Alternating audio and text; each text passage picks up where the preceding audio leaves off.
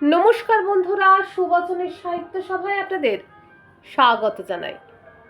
আজ আমি আপনাদের কাছে পড়ে শোনাবো শ্রী শরদিন্দু বন্দ্যোপাধ্যায়ের লেখা একটি ছোট গল্প, পরীক্ষা। বিনায়ক বসুর ড্রয়িং রুম। রাত্রিকালে বিদ্যুৎ বাতির আলোয় ঘরটি অতি সুন্দর দেখাইতেছে। ফিকা সবুজ রঙের দেয়াল, নূতন আধুনিক গঠনের আসবাব, তিনটি আলোর বাল্ব ঘরে বিভিন্ন স্থানে থাকিয়া ঘরটি প্রায় ছায়াহীন করিয়া তুলিয়াছে। ঘরের দুই পাশে দুইটি দ্বার, একটি ভিতরের এবং অন্যটি বাহিরে যাইবার পথ। ঘরের তৃতীয় দেওয়ালের মাঝখানে ইংল্যান্ডেশ্বর ষষ্ঠ জর্জের সোনালী ফ্রেমে বাঁধানো একটি প্রতিকৃতি শোভা পাইতেছে।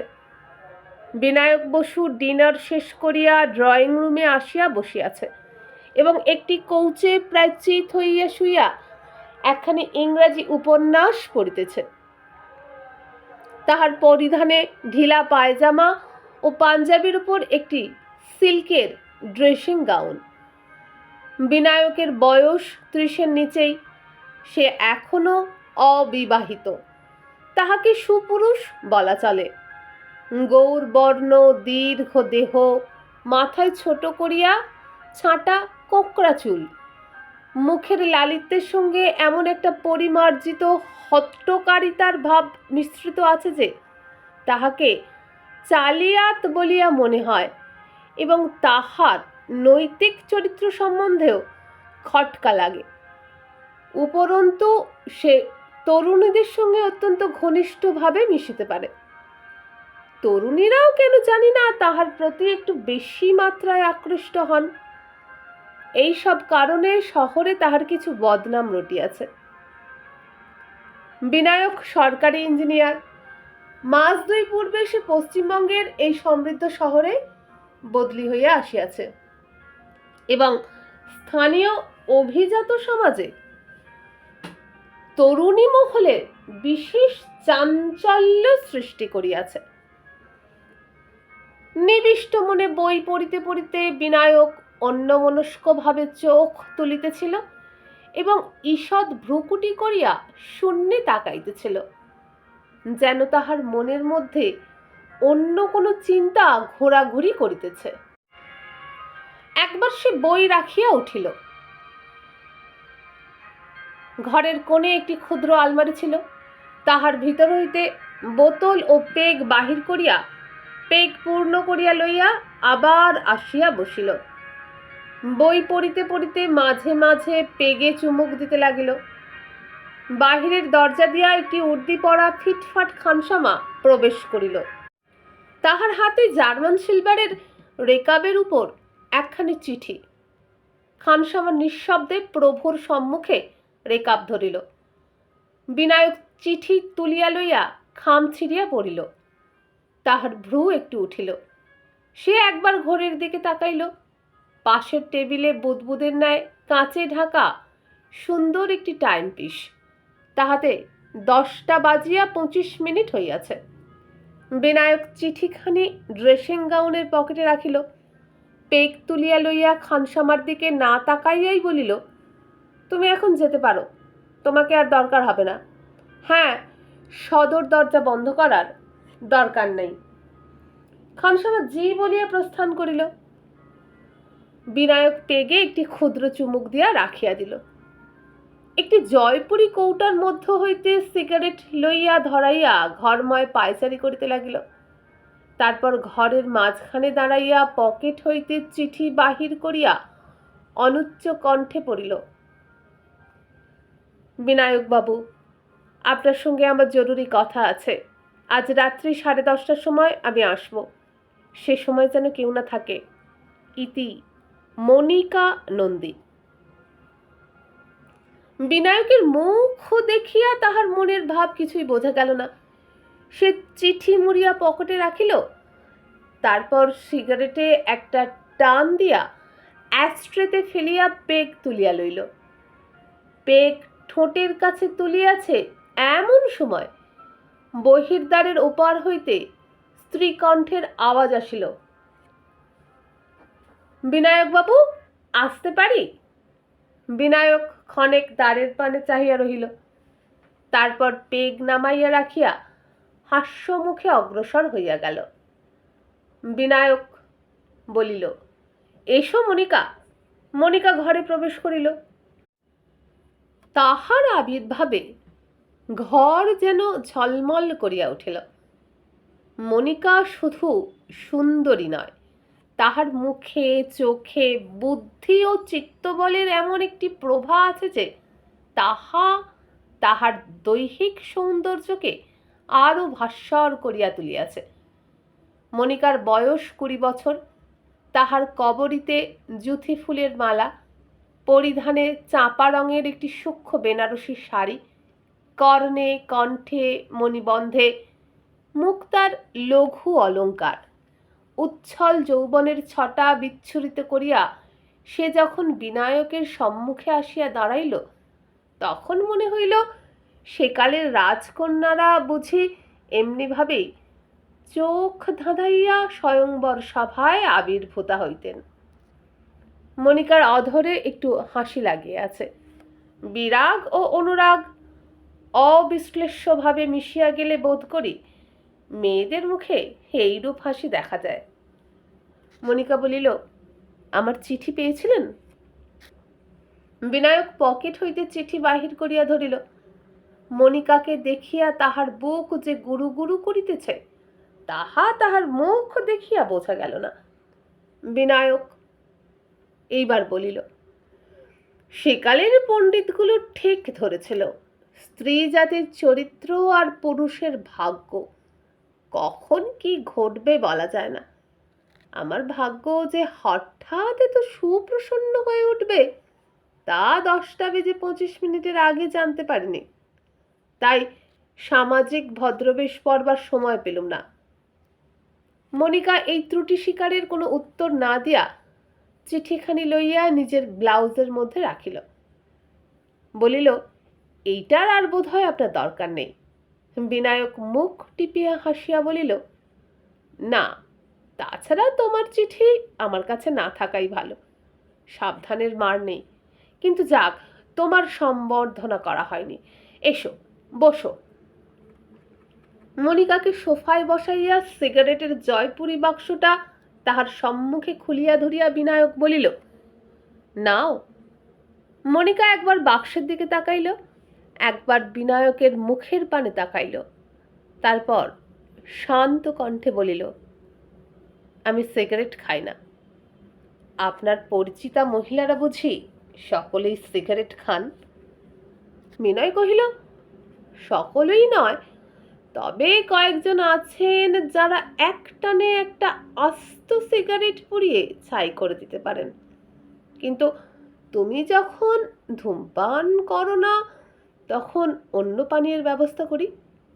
চা, কফি, শরবত। মনিকা পেগের দিকে কটাক্ষপাত করিল। বলিল, আমার জন্য ব্যস্ত হবেন না, বরং আপনি যা খাচ্ছিলেন সেটা শেষ করে ফেলুন। বিনায়ক অপ্রস্তুত হইয়া বলিল, আমি? ও আচ্ছা। অর্ধপূর্ণ পেগ হাতে তুলিয়া লইয়া বিনায়ক হাসিল এবং বলিল, তুমি যা ভাবছ তা নয়। আমি মাতাল নই। মাঝে মাঝে ডিনারের পর একটু পোর্ট খাই, শরীর ভালো থাকে। তুমিও ইচ্ছা করলে খেতে পারো, মেয়েদের পোর্ট খেতে বাধা নেই। ধন্যবাদ। পোর্ট আর ব্র্যান্ডি হুইস্কির মধ্যে কি তফাৎ তা বোঝবার অভিজ্ঞতা আমার নেই, সুতরাং ওটা থাক, জবাবে বলল মনিকা। বিনায়ক পেগ শেষ করিয়া রাখিয়া দিল। বলিল, বেশ, তোমার ইচ্ছে। আমার অতিথি সৎকারের ত্রুটি হচ্ছে বুঝতে পারছি, কিন্তু উপায় কি? সে কৌচের অন্য প্রান্তে বসিল। মনিকা ঘরের চারিদিকে একবার সপ্রশংস দৃষ্টি বুলাইল। রাজার ছবির উপর দৃষ্টি পড়ায় তাহার ভ্রু ঈষৎ কুঞ্চিত হইল। বলিল, আপনি খুব শৌখিন লোক দেখছি, কিন্তু রাজার ছবি কেন? ওতে আপনার ড্রেসিং রুমের শোভা আরো বেড়েছে বলে মনে হয়। বিনায়ক বলিল, না, ওটা ভেক। ভেক? হ্যাঁ, ইংরেজের চাকরি করতে হলে ওটা দরকার হয়।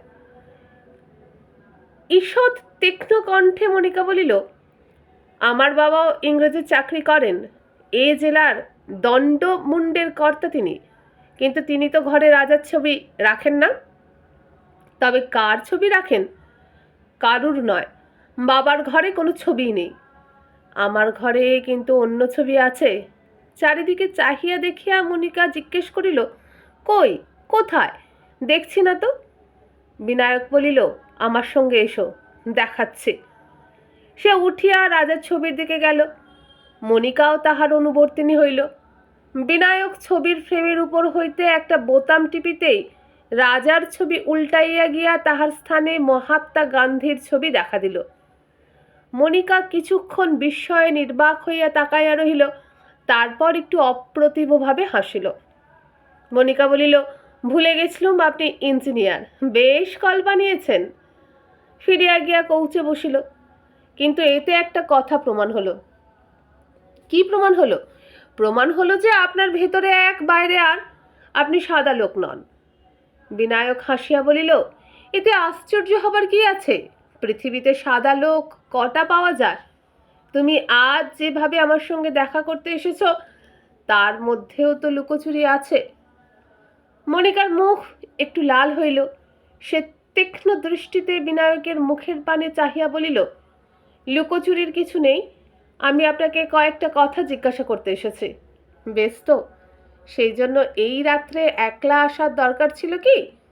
অন্তত তোমার ছোট ভাই শম্ভু সঙ্গে এলেও দোষ হতো না। মনিকা যেন একটু অস্বস্তি অনুভব করিল। একবার চকিত চক্ষে বাহিরের পানে তাকাইল, তারপর একটু তাড়াতাড়ি বলিল, একলা আসার দরকার ছিল, আমার গোপনীয় কথা আছে। বাড়িতে আর কেউ নেই তো? কেউ না, স্রেফ তুমি আর আমি। বিনায়ক আর চোখে মনিকার পানে তাকাইল। মনিকার মুখে একটু শঙ্কার ছায়া খেলিয়া গেল।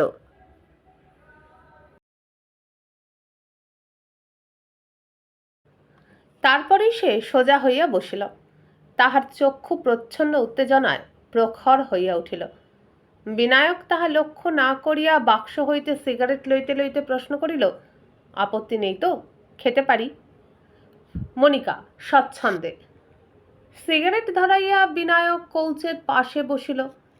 কয়েকটা ধোঁয়ার আংটি ছাড়িয়া বলিল, এবার তোমার গোপনীয় প্রশ্ন আরম্ভ হোক। মনিকা বিনায়কের পানে তাকাইল না। দেয়ালে মাহাত্মার ছবির উপর দৃষ্টি নিবদ্ধ রাখিয়া ধীরে ধীরে বলিল, আজ সকালে আপনি বাবার সঙ্গে দেখা করতে গিয়েছিলেন? বিনায়ক, হ্যাঁ। মনিকা, আমার সঙ্গে বিয়ের প্রস্তাব করেছিলেন? করেছিলুম। চকিতে বিনায়কের দিকে উজ্জ্বল দৃষ্টি ফিরাইয়া মনিকা বলিল, বিয়ের প্রস্তাব করবার কি যোগ্যতা আছে আপনার? সিগারেটের ছাই সন্তর্পণে অ্যাস্ট্রেতে ঝাড়িয়া বিনায়ক নিরস কণ্ঠে বলিল, যোগ্যতার পরিচয় তো আজ সকালে তোমার বাবার কাছে দিয়েছি। আমি সরকারি ইঞ্জিনিয়ার, বর্তমানে 400 টাকা মাইনে পাই, ভবিষ্যতে মাইনে আরও বাড়বে, আমার স্বাস্থ্যও বেশ ভালো। মনিকা অধীরভাবে কহিল, আমি ও যোগ্যতার কথা বলছি না, বিয়ে করবার নৈতিক যোগ্যতা আপনার আছে কি? বিনায়ক বলিল, কথাটা একটু পরিষ্কার করে না বললে বুঝতে কষ্ট হচ্ছে। বিনায়ক বাবু, যে কুমারী আপনাকে বিয়ে করবে সে আপনার কাছে নৈতিক পবিত্রতা আশা করতে পারে, এই কথা আপনি স্বীকার করেন? নিশ্চয়ই করি।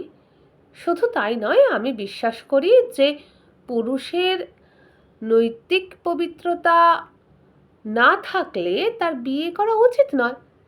মনিকা কিছুক্ষণ স্থির নেত্রে বিনায়কের পানে চাহিয়া কহিল, তাহলে আপনি বিয়ে করতে চান আমাকে? কোন সাহসে? গম্ভীরভাবে বিনায়ক কহিল, আমার সে দাবি আছে। মনিকা অবিশ্বাসের তীক্ষ্ণ হাসি হাসিয়া উঠিল। বিনায়ক বাবু, আপনি নিজেকে যতটা সাধু বলে প্রমাণ করতে চান, সত্যি আপনি ততটা সাধু নন। আজ আমি নিজের চোখে আপনাকে মদ খেতে দেখেছি। তাছাড়া শহরে আপনার অন্য বদনামও আছে। অসম্ভব নয়, বদনাম কার না হয়, কিন্তু মদের কথা যে বললে, আগেই বলেছি আমি মাতাল নই, নিয়মিত মদ খাই না। প্রমাণ করতে পারেন? বিনায়ক হাসিয়া বলিল, এই কথা প্রমাণ করা যায় না। মহাত্মা গান্ধীও প্রমাণ করতে পারেন না যে তিনি লুকিয়ে মদ খান না। ওটা তাঁর চরিত্র থেকে অনুমান করে নিতে হয়। তোমার কথাই ধরো, আজ তুমি একলা লুকিয়ে আমার বাড়িতে এসেছ। লোকে যদি মনে করে তুমি রোজ রাত্রে আমার বাড়িতে আসো, সে কথা কি সত্যি হবে? আচ্ছা, ও কথা ছেড়ে দিলাম, কিন্তু আপনি যে স্ত্রী জাতির সঙ্গ খুবই ভালোবাসেন, এ কথা অস্বীকার করতে পারেন? বিনায়ক হাসিয়া উঠিল। দগ্ধাবশেষ সিগারেট অ্যাস্ট্রের উপর ঘষিয়া নিভাইয়া বলিল, কি মুশকিল, অস্বীকার করতে যাব কোন দুঃখে? স্ত্রী জাতির সঙ্গ যদি ভালোই না বাসবো, তাহলে তোমাকে বিয়ে করতে চাই কেন? মনিকার দৃষ্টি ক্রুদ্ধ হইয়া উঠিল। বলিল, হেসে ওড়াবার চেষ্টা করবেন না। 2 মাস হলো আপনি এ শহরে এসেছেন, এরই মধ্যে আপনার সব কীর্তি প্রকাশ হয়ে পড়েছে। অমিতা সেনের সঙ্গে আপনার কি সম্পর্ক তা সবাই জানে। বিনায়কের মুখ সহসা কঠিন হইয়া উঠিল। বলিল, না, কেউ জানে না। অমিতার সঙ্গে আমার কি সম্পর্ক তা শুধু আমি জানি আর অমিতা জানে। সত্যি? খুব গোপনীয় সম্পর্ক বুঝি? আমরা জানতে পারি না? অমিতা আমার ভাবি ভাদ্রবধূ। তোমরা জানো না, আমার ছোট ভাই বিলেতে গেছে, অমিতা তাকে ভালোবাসে। মনিকা থতমত খাইয়া গেল। ও, যদি তাই হয় তাহলে এত লুকোচুরি করার কি দরকার? লুকোচুরির কারণ অমিতার বাবা এ বিয়ের বিরুদ্ধে। তিনি জাতের বাইরে মেয়ের বিয়ে দিতে চান না। মনিকার দৃষ্টি নত হইল, কিন্তু তখনই আবার সে চোখ তুলিল। আচ্ছা, সে যেন হলো। মেয়ে স্কুলের টিচার মিসেস রমা গাঙ্গুলির সঙ্গে আপনার সম্বন্ধটা কি রকম? তিনি আমার বান্ধবী। বান্ধবী? ও কথাটার অনেক রকম মানে হয়। বিনায়ক খানিক গম্ভীর হইয়া রইল, তারপর ঈষৎ ভৎসনার স্বরে বলিল, মনিকা, আমার সম্বন্ধে তুমি যা ইচ্ছে ভাবতে পারো, কিন্তু একটি শুদ্ধ চরিত্রা নিষ্ঠাবতী বিধবা মহিলা সম্বন্ধে ওরকম ইঙ্গিত করলে অপরাধ হয়। মনিকার মুখে লজ্জার রক্তিমা ভাব ফুটিয়া উঠিল, কিন্তু সঙ্গে সঙ্গে তাহার মেরুদণ্ডও শক্ত হইয়া উঠিল। ক্ষণেক নীরব থাকিয়া সে ঈষৎ তিক্ত কণ্ঠে বলিল, আর হাসপাতালের লেডি ডাক্তার মিস মল্লিকা, তিনিও কি শুদ্ধ চরিত্রা নিষ্ঠাবতী মহিলা? তাঁর সঙ্গেও তো আপনার খুব ঘনিষ্ঠতা। বিনায়কের ঠোঁটের কোণে একটু হাসি খেলিয়া গেল। শ্রীমতী মল্লিকার সঙ্গে আমার সম্পর্ক একটু অন্য ধরনের। শিকারের সঙ্গে শিকারীর যে ঘনিষ্ঠতা, তার সঙ্গে আমার ঘনিষ্ঠতাও সেই রকমই। ভুল বোঝো না, তিনি শিকারী, আমি শিকার। তবে সৌভাগ্য এই যে এখনো অক্ষত শরীরে আছি। মনিকা হঠাৎ উঠিয়া দাঁড়াইল। বিনায়কও সঙ্গে সঙ্গে উঠিল। মনিকা অস্থিরভাবে ঘরের এটা ওটা নাড়িয়া ঘুরিয়া বেড়াইতে লাগিল, যেন কিছুতেই তাহার মনের অসন্তোষ দূর হইতেছে না। কি হলো? আর কোনো প্রশ্ন খুঁজে পাচ্ছ না বুঝি? কটা বেজেছে? আমি এবার বাড়ি যাব। ঘড়ি দেখিবার জন্য বিনায়ক পিছন ফিরিতেই মনিকা এক অদ্ভুত কাজ করিল। শূন্য মদের পেকটা হাতের কাছেই ছিল, ক্ষিপ্র হস্তে তাহা মেঝায় ফেলিয়া দিল। ঝনঝন করিয়া কাঁচ ভাঙার শব্দ হইল এবং প্রায় সঙ্গে সঙ্গে বিদ্যুৎ বাতি নিভিয়া গেল। ঘর অন্ধকার হইয়া উঠিল এবং মনিকা উচ্চকিত কণ্ঠস্বরে বলিল, ওই যা, এ কি হলো? আলো নিভে গেল। বিনায়কবাবু? কোনো ভয় নেই, মাঝে মাঝে এরকম হয়। পাওয়ার হাউসে কোনো গোলমাল হয়ে থাকবে। তুমি যেমন আছো তেমনই দাঁড়িয়ে থাকো, নইলে পায়ে কাঁচ ফুটে যেতে পারে। আমি পাশের ঘর থেকে মোমবাতি নিয়ে আসছি। না না, আপনি কোথাও যাবেন না, আমার ভয় করবে। বিনায়কের হাসির শব্দ শোনা গেল। আচ্ছা, আমি দেশলাই জ্বালছি। ফস করিয়া বিনায়ক দেশলাই জ্বালিল। অন্ধকার কিন্তু সম্পূর্ণ দূর হইল না। দুজনকে আবছায়াভাবে দেখা গেল। মনিকা সেই অস্পষ্ট আলোকে সাবধানে পা ফেলিয়া আবার কৌচে আসিয়া বসিল। দেশলাই কাঠিয়ে নিভিয়া গেল। আপনার কাঁচের গ্লাসটা ভেঙে ফেললুম। কি করে ভাঙলে? কি জানি, অসাবধানে হাত লেগে গেল। বিনায়ক আবার দেশলাই জ্বালিল। দেখা গেল এইবার তাহার মুখে একটু বাঁকা হাসি।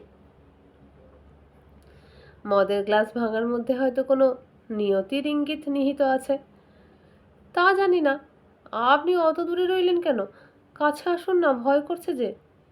বিনায়ক মনিকার কাছে গিয়া বসিল। দেশলাই নিঃশেষ হইয়া নিভিয়া গেল। আমার হাত ধরুন।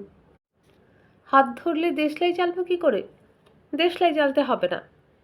কিছুক্ষণ নীরব। বিনায়ক মনিকার হাত ধরিয়া আছে কিনা অন্ধকারে তাহা দেখা গেল না। মনিকা, কি? ঘর অন্ধকার, জানি। তুমি আর আমি ছাড়া বাড়িতে কেউ নেই। আমার মতো অসাধু লোকের কাছে থাকতে তোমার ভয় করছে না? না। তোমরা অদ্ভুত জাত। সাধে পণ্ডিতেরা বলেছেন পণ্ডিতদের কথা শুনতে চায় না। বেশ, চলো তাহলে তোমাকে বাড়ি পৌঁছে দিয়ে আসি। না, আলো জ্বললে বাড়ি যাব। আলো কখন জ্বলবে ঠিক নেই, আজ রাত্রে নাও চলতে পারে। মনিকা কথা বলিল না। ক্ষণেক পরে বিদ্যুৎ বাতি যেমন হঠাৎ নিভিয়া গিয়াছিল তেমনি হঠাৎ জ্বলিয়া উঠিল। দেখা গেল দুইজনে পাশাপাশি কৌচের উপর বসিয়া আছে। মনিকার ডান হাত বিনায়কের বাম মুষ্টির মধ্যে আবদ্ধ। মনিকা বিনায়কের মুখের পানে চাহিয়া মধুর আনন্দোজ্জ্বল হাসিল। তারপর উঠিয়া দাঁড়াইয়া নম্র কুহক কোমল স্বরে বলিল, এবার আমি বাড়ি যাই। বিনায়কও উঠিয়া দাঁড়াইল। বিনায়ক বলিল, তুমি আজ আমাকে অনেক জেরা করেছ। আমার একটা প্রশ্নের জবাব দেবে? কি প্রশ্ন? আমি ভাগ্যবান কিংবা হতভাগ্য সেটা জানাবে কি? মনিকা বিনায়কের দিকে পিছন ফিরিয়া দাঁড়াইল, মুখ টিপিয়া একটু হাসিল। বলিল, তুমি ভাগ্যবান কিনা জানি না, কিন্তু আমার ভাগ্য মন্দ নয়। বিনায়কের মুখ উদ্ভাসিত হইয়া উঠিল। সে মনিকার সম্মুখে গিয়া তাহার একটি হাত নিজের হাতে তুলিয়া লইল। কহিল, আর তোমার মনে সন্দেহ নেই? না। বিনায়ক বলিল, অন্ধকারে তাহলে পরীক্ষায় পাশ করেছে? চমকে উঠে মনিকা কহিল, কি বললে? অন্ধকারের পরীক্ষা? তো তুমি বুঝতে পেরেছ? তা পেরেছি। কি করে বুঝলে?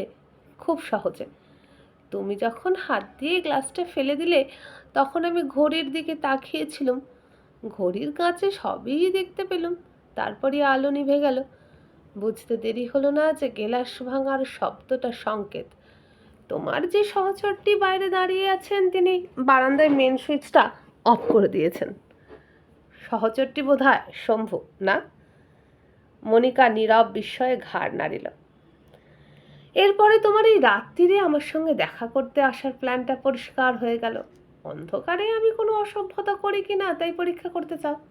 যখন বুঝতে পারলুম তখন পরীক্ষায় পাশ করা আর আমার পক্ষে শক্ত হলো না। মনিকার মুখ আবার সংশয়াকুল হইয়া উঠিল। কিন্তু কিন্তু আমার সন্দেহ তো গেল না। আমি আমি তো বুঝলাম যে তুমি জেনে শুনে। বিনায়ক হাসিয়া তাহাকে কাছে টানিয়া লইল। একটু সন্দেহ থাকা ভালো। কবি বলেছেন, ক্ষুদ্র হৃদয়ের প্রেম একান্ত বিশ্বাসে হয়ে আসে মৃত জলবৎ। তাই তারে মাঝে মাঝে জাগাইয়া তুলিতে হয় মিথ্যা অবিশ্বাসে। কিন্তু মনিকা, যদি সত্যি সত্যি অসভ্যতা করতুম তাহলে তুমি কি করতে? শম্ভু এসে অবশ্য আমাকে অধ্যম মধ্যম দিত, কিন্তু তুমি কি করতে? মনিকার মুখ কাঁদো কাঁদো হয়ে উঠিল। বলিল, কি আর করতুম? তোমাকেই বিয়ে করতুম। তুমি কি আমার কিছু রেখেছ? আমার নিজের ইচ্ছে বলে কি কিছু আছে? দু হাতে মুখ ঢাকিয়া মনিকা কাঁদিবার উপক্রম করিল।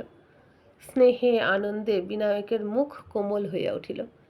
সে মনিকার চুলের উপর একবার লঘু স্পর্শে হাত বুলাইয়া উচ্চ কণ্ঠে ডাকিল, ওহে শম্ভু, ভিতরে এসো। 18 বছরের হৃষ্টপুষ্ট বলবান যুবক শম্ভু একটি হকি স্টিক হাতে লইয়া প্রবেশ করিল এবং প্রসন্ন মুখে দন্ত বিকশিত করিল।